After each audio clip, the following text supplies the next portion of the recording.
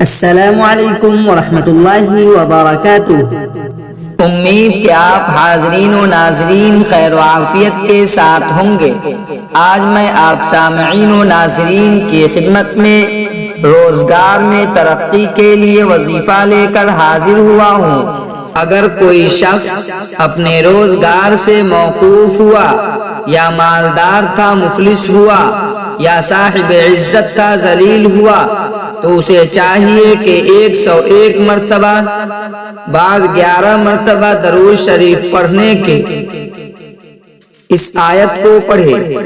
21 دن کے عمل میں غیب سے مراد پوری ہوگی انشاءاللہ تعالی۔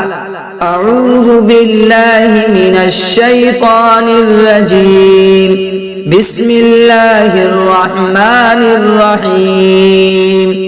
قل اللہم مالک الملک تؤتی الملک من تشاء وتنزع الملك ممن تشاء وتعز من تشاء وتذل من تشاء بيدك الخير إنك على كل شيء قدير۔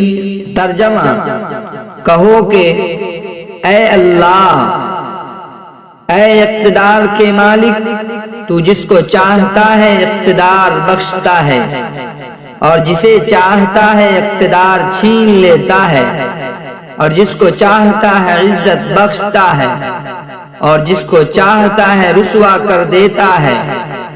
تمام تر بھلائی تیری ہی ہاتھ میں ہے، یقیناً تو ہر چیز پر قادر ہے۔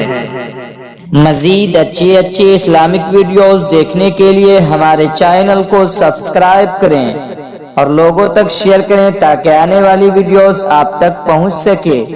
جزاک اللہ خیرا۔